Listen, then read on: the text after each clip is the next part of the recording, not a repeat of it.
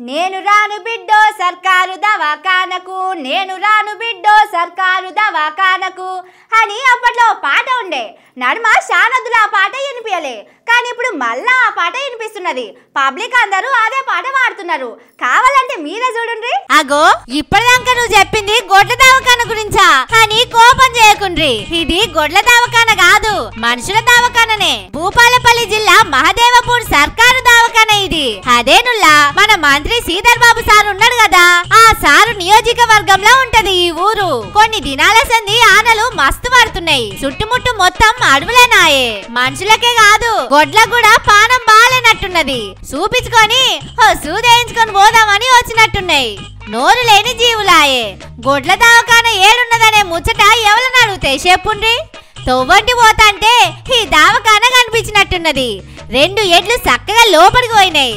ఆడికే రాత్రైంది, డాక్టర్లు లేనట్టున్నారు. మళ్ళా వెనక తొవ్వ పట్టినాయి. గొడ్లే కాదు కుక్కలు పందులు కూడా వస్తాయట దవాఖానకు.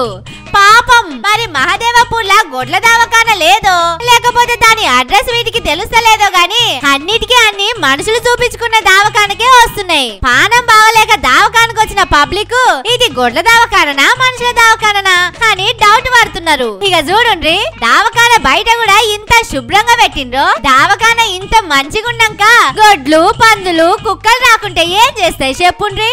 ఇండ్ల కాడ దోమలతోని రోగాలు వచ్చుడు కాదు, ఈ దవాఖానకు వస్తే లేనిపోని రోగాలు వచ్చేటట్టున్నాయని పబ్లిక్ భయపడుతున్నారు. శ్రీధర్ బాబు సారు జరంత దీని మీద మనసు పెట్టుండ్రి. బట్టి సారు మీరు కూడా ఇవాళ అటు దిక్కే పోయినట్టున్నారు కదా, ఒక్క అడుగు ఆ దవాఖానను కూడా చూస్తే మంచిగుండు. దవాఖానకు వస్తున్న గొడ్ల బాధేందో మనుషుల బాధేందో మీకు కూడా తెలుస్తుండే కదా. జర అట్లనే ఇది గొడ్ల దవాఖాన కాదు మనుషుల దవాఖాన అని ఓ బోర్డు కూడా పెట్టిండ్రి. లేకపోతే బయట ఓ మనిషిని నిలబెట్టి అటు దిక్కొచ్చిన గొడ్లను గొడ్ల దవాఖానకు దోలిచ్చి మనుషులను లోపలికి రానిండ్రి.